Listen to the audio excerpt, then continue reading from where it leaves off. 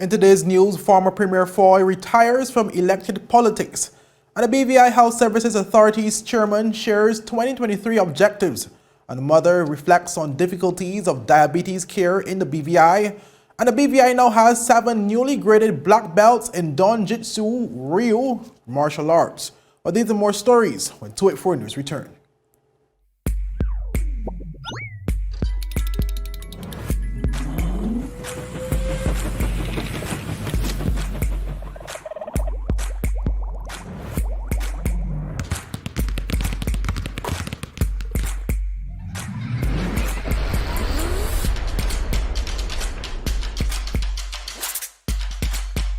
Freeze. Choose your mix. Choose your flavor.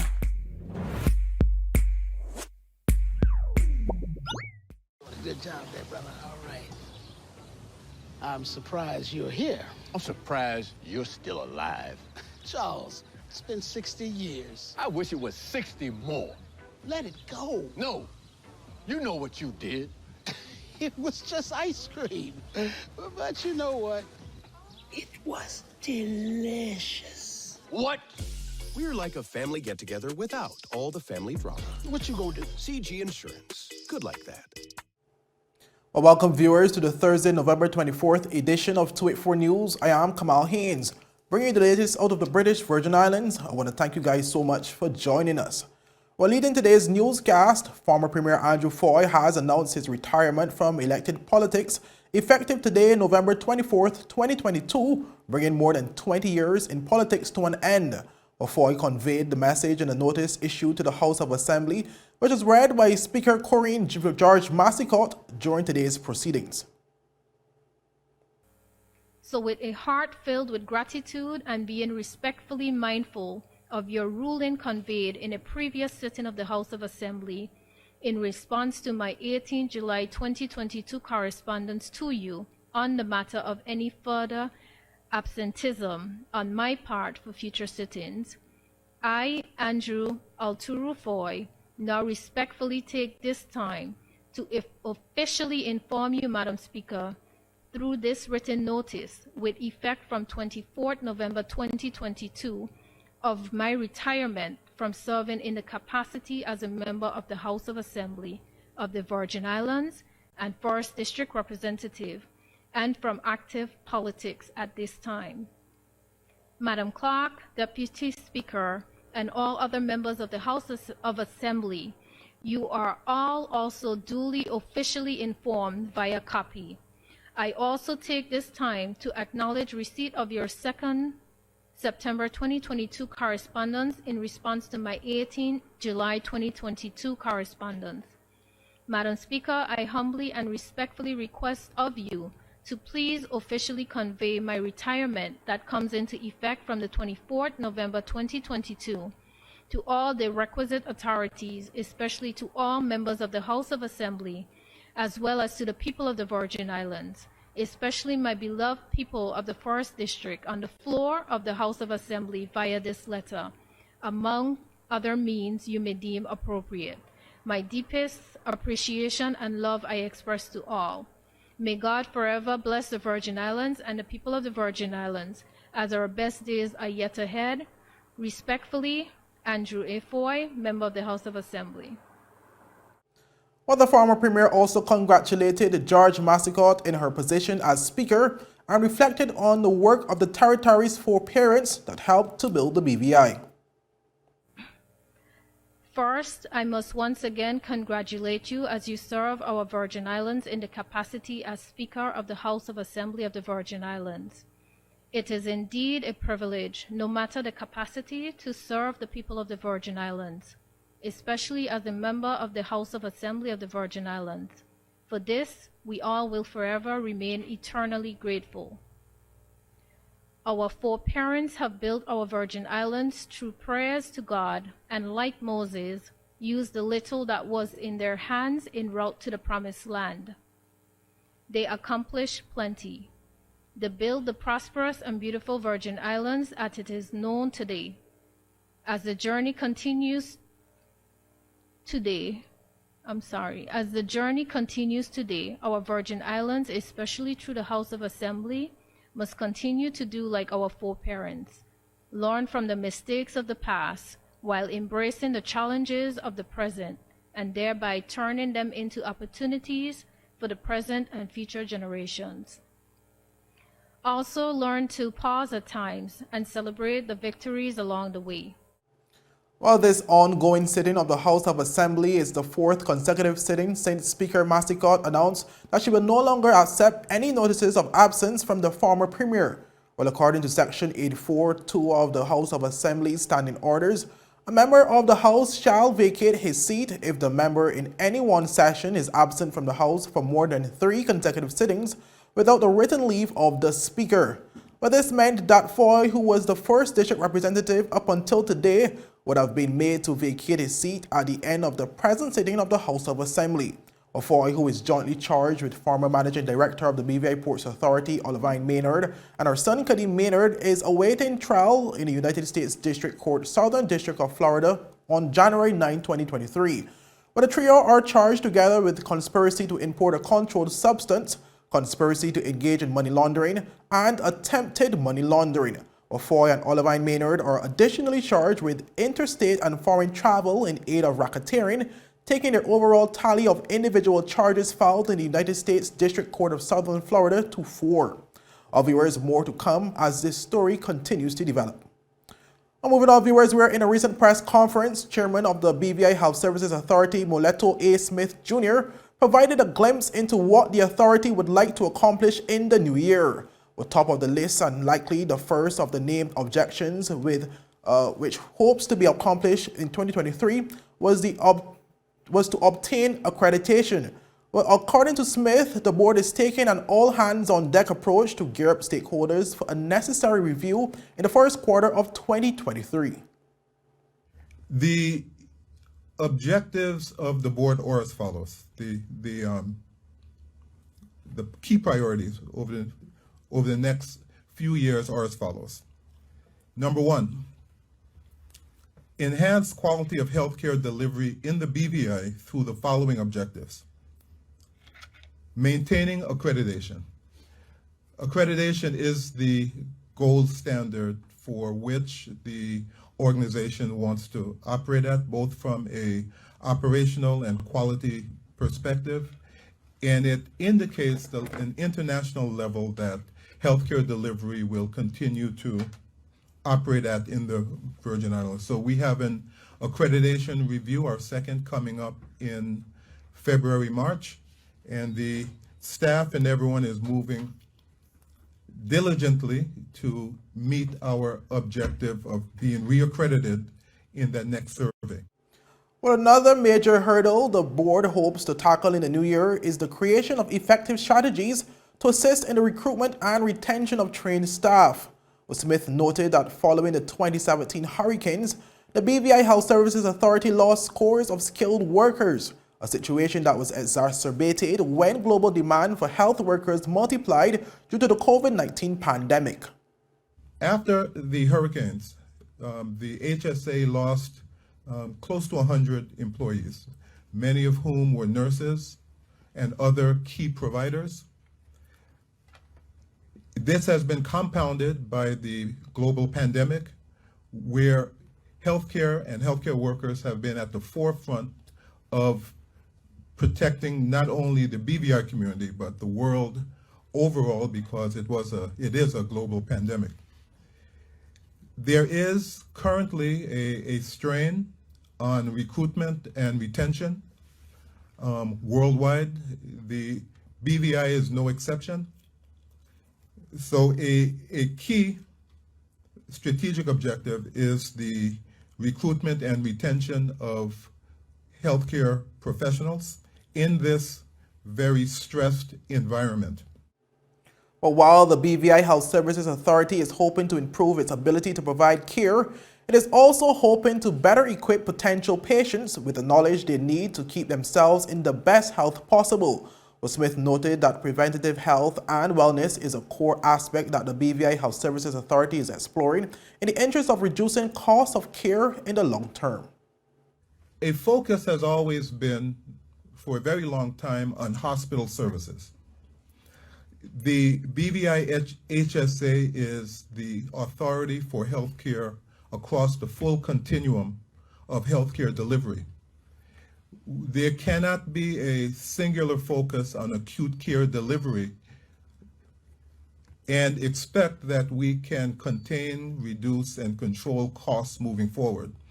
There are certain phenomena that are important to be aware of, and that is we have a community with high rates of hypertension, high rates of diabetes, and all those complications of chronic disease morbidity that lend to end of care challenges, particularly around dialysis, stroke, and so forth. So I'm a big proponent, a big advocate of preventative care, and our objective and key priority is to begin enhancing our primary care services through collaborative partnerships with the community, collaborative partnerships with our stakeholders, and by bringing the community into the discussion about how can we create a more focus on wellness as opposed to acute care.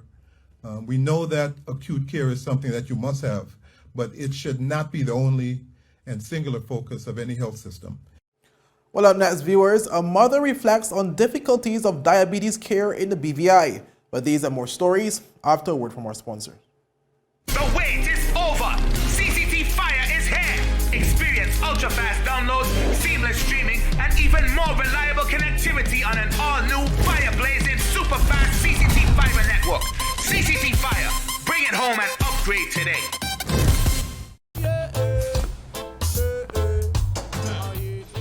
Father Jesus, that line you long like church service. Alright, do enjoy the rest of the day. Next customer line, please. Wait, hold on a second. Yes, Sonny boy, come, yes, Sonny. Good morning. Good morning, Sonny boy. Hold on there. You must have cut front of people. It's okay, I'll take care of it. What? No man forget you. How may I assist you?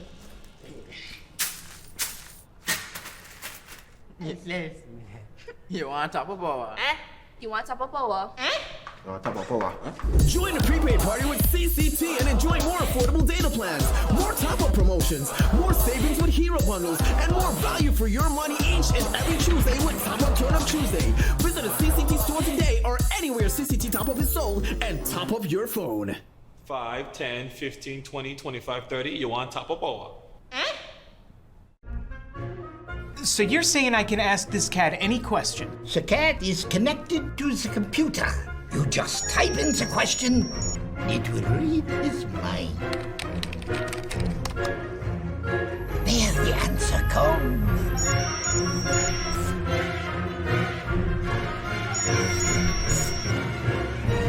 You're the man! I've been looking for this for weeks. Welcome back, viewers. Well, this week, 284 News spoke with Eglantine Laurie, a young mother from the BVI whose life was changed indefinitely after her 2-year-old daughter was first diagnosed with diabetes.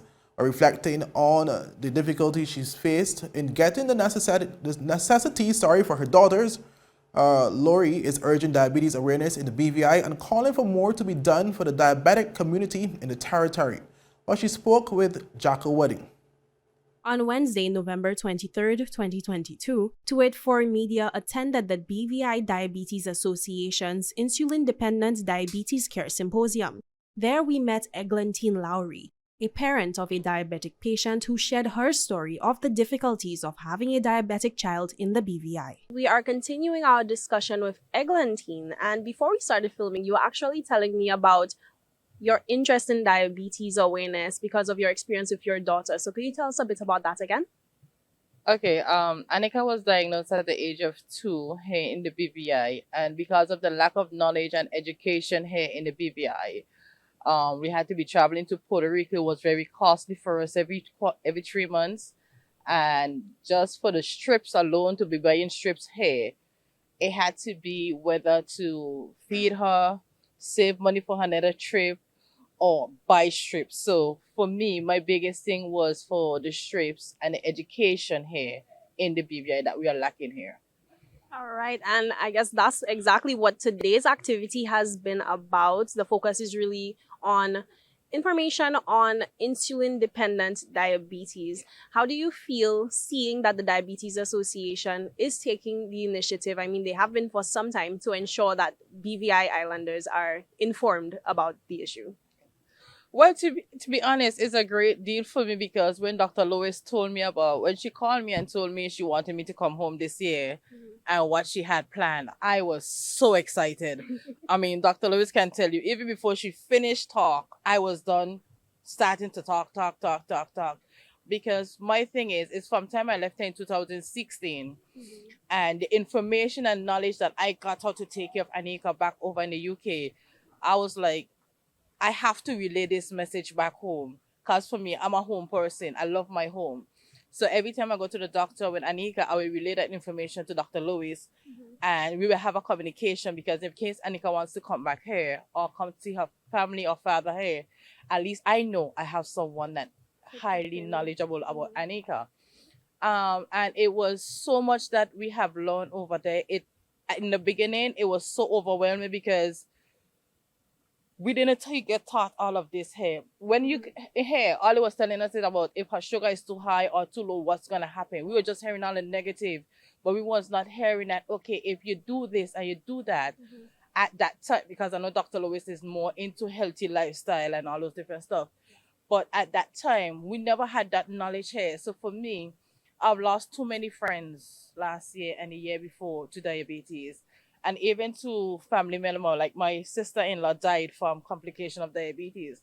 It hurts to know that once you get the education, the training, seeing the specialist, the endocrinologist, and doing what you're supposed to do, you can have a healthy life. You understand? So we can prevent all of these complications if we just have the education, the awareness, and different people just come out and speak out and say, yes, I am type 1 diabetic. Yes, I need help. And even to get the specialist here, COVID has opened a lot of technology to us. So even if we can have telephone appointments in terms of helping the patient, then it would be a lot easier for them. All right, solid points being made right now. I want to know as well, with today's activity, what's your experience been like so far? Well, it's been amazing. I mean, I kind of heartbroken because of when Anika was diagnosed in 2012, that we are still having the same problem with strips. Strips is one of the vital things for a diabetic. A diabetic shouldn't have to debate whether they have to check the strip or buying strips or buying food or paying a bill. You understand? So even for strip with Anika had to check her sugar sometimes 5, 6, 7 times a day. So imagine you buy a strip for $150 with 100 in it, and you have to check your child so often. It's like you paying your rent, or even more than your rent in a month, and it's so hard. Feel like we still here fighting and having to hear patient or anyone saying that because of strips they can't do this, because of strips they can't do that. I would like to come out of this is that for NHI or for the government to actually look into the strips part of it. The strips is the brain of a diabetic. They cannot know what's going on with them unless they check their sugar.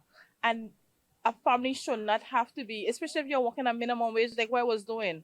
A lot of people see I was driving truck, hustling. A lot of people used to ask, why are you working so hard? Why are you working like a man? I was working hard and working hard as a man because of my daughter. That was my first daughter. I was not going down without a fight for my daughter. That's why I get up and left. So I don't, it ain't everybody that would be able to leave and go away and get the education like I did. It ain't much people that have the funds just jump up and run. So they're going to be here suffering in silence because they don't have the means, and that shouldn't be. So my objective of this whole seminar is to bring the awareness up. And further on in the future, we will have more education, more training, more events going on to at least help the Diabetes Association raise funds to help other people in the case of where they can't travel or they don't have the means or access of buying strips or buying insulin, that they can come into the Diabetes Association and probably get a couple. Even though they still do that, we can't do it as much as we want to. So as much as we want to help and as much as we want to do things, we are limited because of the cash flow. So I'm asking for donations for the Diabetes Association. Yes, I'm asking for donations so we can at least get the education and awareness here, even into the school. It was a challenge for me here with Anika because when Anika was diagnosed, I could not get her into no nursery. I was losing jobs over jobs over jobs because of Anika. I went on the air talking about Anika at that time because it was hard, even though we was still, I wouldn't say managing, because sometimes I had to put off her trips then for Puerto Rico. It was hard. So in terms of all of this, we need to come together. We need the funds. I am kindly asking any businesses, association, or anyone, any little donation will carry us a lot in terms of education, in terms of teaching the teachers, the caretakers, and the parent how to manage their child, or even how to when they're sick. Anika does not have to go to the hospital in England because they teach us when she's sick what to do. So we have all these different stuff that can ease the healthcare profession because they don't have to be hospitalized for everything. They can be managed. So once they have the proper doctor, the pediatric endocrinologist, or for adult, the endocrinologist, they can be monitored. So it will take our ease off of the healthcare and even make the life family more life living here.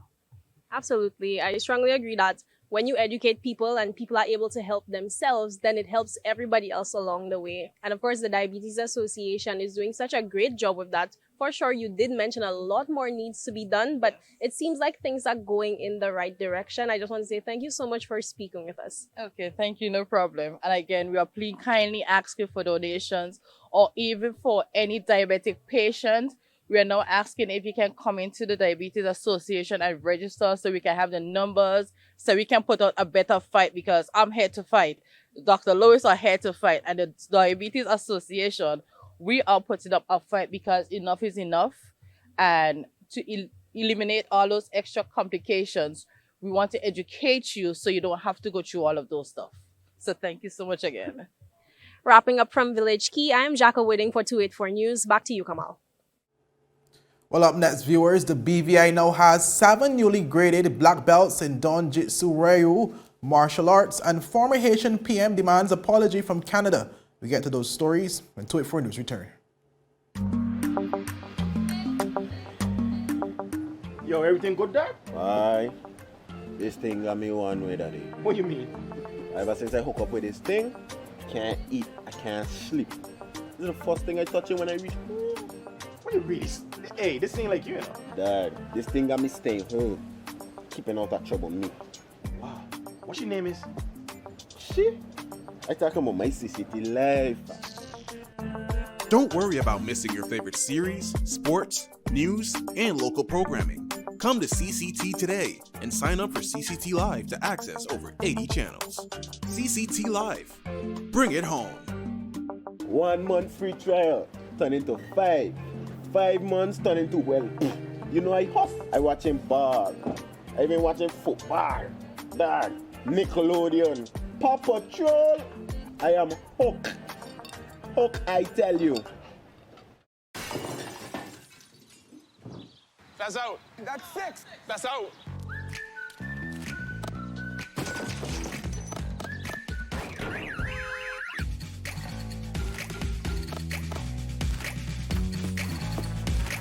With worldwide medical coverage and affordable premiums, we're like a home match that isn't played at your actual home. CG Insurance. Good like that. My turn. Oh, come on, guys. Welcome back, viewers. Well, the BVI now has its first 6 Dan black belt Shihan, 5 new first-degree black belts, and 1 new second-degree black belt in the martial arts discipline of Don Jitsu Ryu. where the 7 residents achieved their latest accomplishments in the discipline of the recently concluded group of Dragons Don Jitsu Ryu black belt grading number 147 in Trinidad and Tobago. Well, they are Bevon Baptiste, who upgraded from the rank of Sensei to Shihan to become the highest ranked black belt in the BVI in Don Jitsu Ryu. Chancellor Nita, who upgraded to 2nd degree black belt, and Zane Pemberton, Noah Fox, Kia Bridgeway, Jalon Penn, and Michaela Potter, who upgraded to jet black belts. But at a recent ceremony held by the Department of Youth Affairs and Sports, instructor Shihan Baptiste commended the other 6 participants for their achievements in the discipline. Black belt grading, it didn't start when they became a brown belt. It started from the first day that they entered the dojo. And, you know, it's not an easy process. The journey to a black belt is one that, you know, it's a lot of persons. Out of 1,000 students, maybe 10 may make it to the black belt. And we have 6 new black belts standing in front of us right now. You know, some of them have been training from 4 years old. You know, Noah Fox, Kaya Ridgeway, they start when the Virgin Gorda Dojo started. They were one of the first members. Kaya being the first female black belt of the Virgin Gorda branch. Give her a round of applause. Yeah, Noah Fox, he started at 4 years old, 4 or 5 years old, but he has just been, you know, and these guys, the journey. We have Zane Pemberton, all these guys who's standing right here in front of us. Shihan Baptiste also spoke about some of the intense training each competitor had to undergo prior to grading. The preparation that they had to go through for the last few months, every Sunday. If you was driving on anywhere, Fish Bay area, you would see us running up hills, you would see us running, you know, along the road. While you guys were having Sunday lunch and so forth, you know, 500 push-ups a day, you know, they just went through the fire and they came out on top. They represented the BVI so well, you know. The black belt grading, this was Purpose Dragon's 52-year anniversary. And we had Purple Dragon students from all over the world fly to Trinidad, from Canada, from the United States, from England, from Grenada, Antigua, and the Virgin Islands as well, and Cayman Islands. You know, we have all over the world. And I mean, I just wish you guys were there in person, you know, just to see the resilience. Baptiste also addressed some of the misconceptions surrounding the discipline of martial arts. People have the misconception that martial arts is, you know, violent, you know, but these guys, because of the philosophy of the Don Jitsu Ryu, one of the affirmations would be, I'll persist until I succeed. I was not delivered into this world to be defeated. And with that mindset, Purple Dragon and the Don Jitsu system, Professor Don Jacobs, shape young minds so that if they can have that mindset of never giving up and never quitting, you know, they can go out after these 3 days, you know, just into the world and accomplish anything, you know. And so martial arts is a good thing. It builds character, and, you know, it helps good people into the society. Well, that's it, viewers, for today's news roundup. Be sure to follow us for daily news updates at 284media.com and like us on Facebook at 284media and 284BVI on Instagram and Twitter. I'm Kamal Haynes, and I'll see you again tomorrow. Have a safe and enjoyable evening. Bye-bye. How may I assist you? Yes. You want top of power? You want top of power? Join the prepaid party with CCT and enjoy more affordable data plans, more top-up promotions, more savings with hero bundles, and more value for your money each and every Tuesday with Top Up Turn Up Tuesday. Visit a CCT store today or anywhere CCT Top Up is sold and top up your phone. 5, 10, 15, 20, 25, 30. You want top of power?